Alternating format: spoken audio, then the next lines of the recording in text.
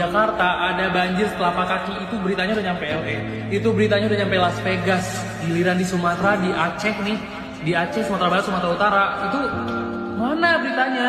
Kata ketimpangan berita di Indonesia itu benar-benar nyata adanya. Strata sosial di dalam dunia berita itu juga ada. Berita tentang Mbak Tuku, berita tentang Inara Rusli, mari kita stop dulu ya teman. Ada yang lebih penting lagi, berita tentang longsor dan banjir di Aceh, Sumatera Barat, dan Sumatera Utara. Saat ini lagi terkepung, terisolasi karena banjir. Listrik mati, jembatan terputus, koneksi internet terputus, jalan gak bisa diakses. Bahkan gue buat nelpon yang nomor aja tuh gak bisa.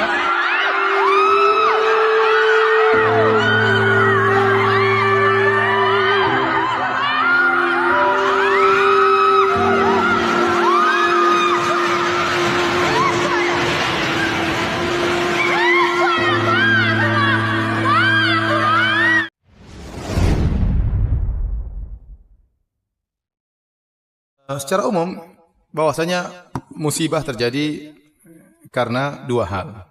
Bisa jadi karena dosa yang dilakukan, bisa jadi dalam rangka untuk mengangkat derajat. Bisa jadi karena mengangkat derajat. Seorang diuji dengan musibah untuk diangkat derajatnya. Sebagaimana Ibnu Qayyim menjelaskan, bisa jadi seorang kalau hanya diharapkan pada amal solehnya, dia tidak bisa mencapai derajat yang tinggi.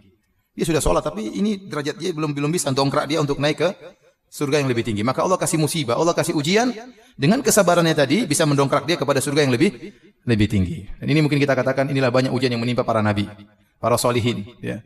Kalau kita baca orang yang paling banyak ujiannya adalah para anbiya. Waktu Nabi ditanya, man asyadun nasi balaan, siapa orang yang paling banyak ujiannya? Maka Nabi berkata, al-anbiya. Orang paling banyak ujiannya orang para nabi. Tsumma salihun, orang soleh. Tsumma al-amsal fal amsal. Kemudian selanjutnya dan selanjutnya. Jadi kemungkinan pertama seorang dikasih ujian dalam rangka untuk mengangkat apa? Derajat. Kemungkinan kedua, dan itu yang mungkin banyak terjadi karena musibah-musibah, karena dosa-dosa yang dilakukan. Kata Allah, "Zaharul fasadu fil barri wal bahri bima kasabat aydin nas liyudhiqahum ba'dha alladhi amilu la'allahum yarji'un." Telah nampak kerusakan di atas muka bumi dan di daratan, ya. Bima kasabat aydin nas, akibat ulah perbuatan manusia, ya. Liyudhiqahum ba'dha alladhi amilu, Allah melakukan demikian, Allah ciptakan kerusakan tersebut agar mereka merasakan sebagian dari akibat yang mereka lakukan, la'allahum yarji'un, semoga mereka sadar, ya. Ma asaba min musibatin fa bima kasabat aydikum wa ya'fu an katsir.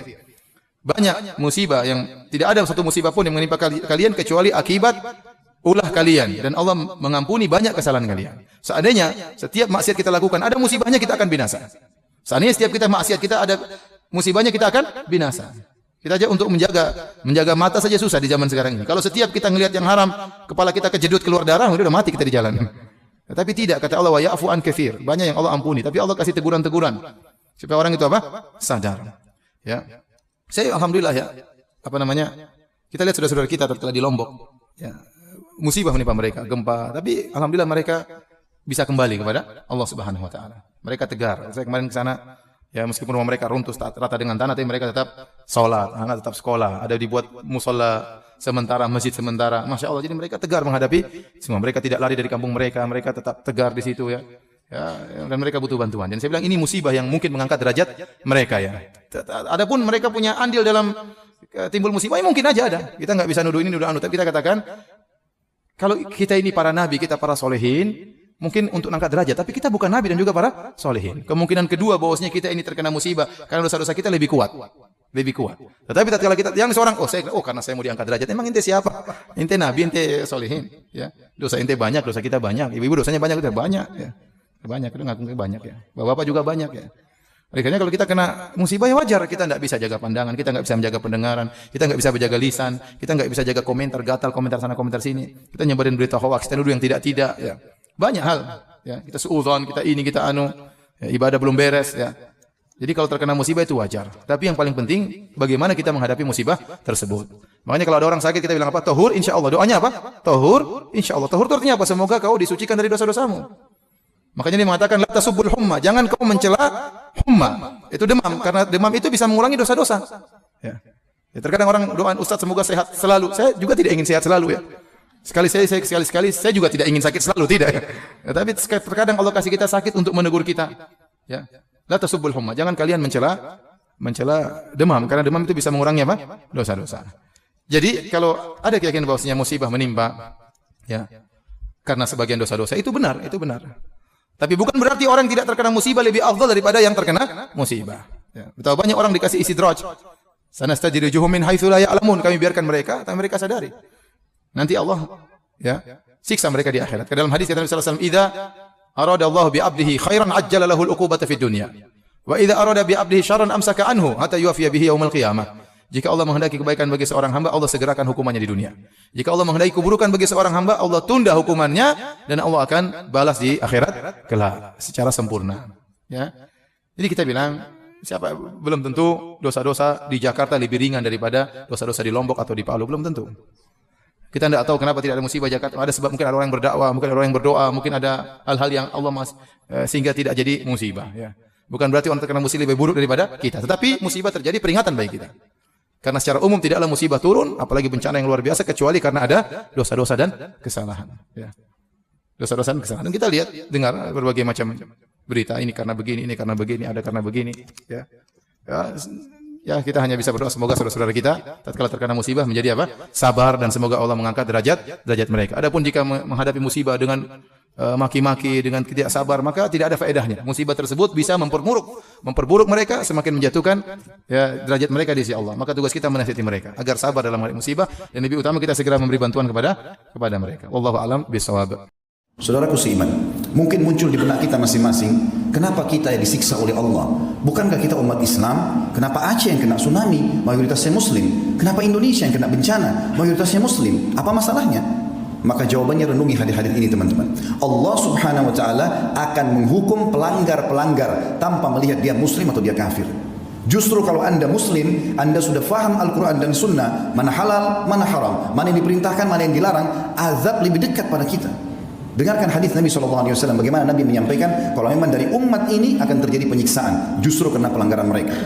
Hadis yang pertama teman-teman sekalian, kata baginda Nabi SAW, tamsahu ta'ifatum min ummati, nanti akan datang umatku dikutuk oleh Allah, kiradatan wa ta'ifatan khanazir, dikutuk, diubah wujudnya menjadi monyet ataupun jadi kerang. Wa yukhsafu bi ta'ifah, ada juga di antara umatku, bukan orang kafir, umatku akan ditenggelamkan ke dalam bumi. Wa yursal ala ta'ifatin ar-rihul akim, dan ada di antara mereka yang dihantam dengan badai-badai yang besar. Kenapa sebabnya? Kenapa umat Islam? Lalu kata Nabi SAW, bi annahum syaribul khamr. Permasalahan pertama mereka adalah mereka rame-rame mengkonsumsi khamr. Khamr teman-teman bukan cuma minuman beralkohol. Semua yang bisa memindahkan akal manusia dari normalnya namanya khamr. Makanya ulama fikih memberikan definisi khamr adalah kullu ma yukhammirul akal. Semua yang membuat akal keluar dari jalur normalnya. Makanya narkotika pun masuk dalam khamr. Sekarang jadi peredaran, jadi tempat-tempat yang luar biasa, tempat orang mengkonsumsi, bisa mendapatkannya, bisa menjualnya, bisa segala macam hal. Tersebar khamr penyebab pertama. Yang kedua, walabisul harir, dan para kaum laki-laki mereka berlumba-lumba menggunakan sutra. Teman-teman sekalian, mohon maaf saya menyampaikan ini. Sutra ini dianggap sebagai pakaian orang kaya, dan kalau sudah kaya seperti tidak pantas kalau tidak pakai sutra. Dengarkan baik-baik saudaraku muslim. Nabi SAW pernah mengangkat benda di tangan kanannya, tepatnya emas.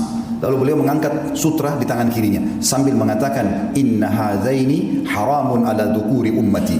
Dua benda ini haram bagi laki-laki umatku.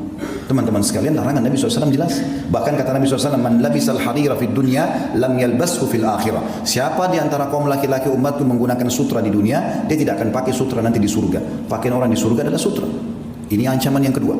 Yang ketiga teman-teman, wattakhadul kiyan, dan kemudian mereka sibuk mengurus para penyanyi-penyanyi.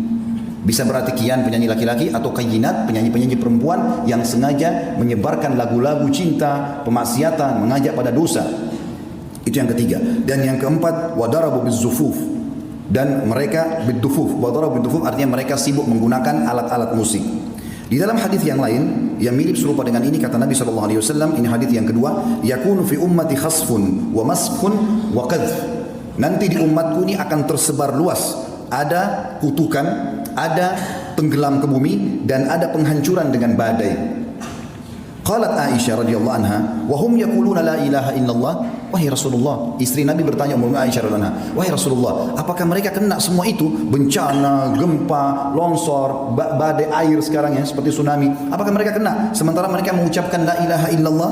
Faqala sallallahu alaihi wasallam, maka Nabi SAW menjawab, idza dhaharal kayyinat, kalau sudah tersebar di tengah-tengah umatku ini kayyinat. Apa itu kayyinat? Ibnu Hajar berkata, al-mughanniyat, para wanita yang terbuka auratnya lalu menyanyi di depan para laki-laki.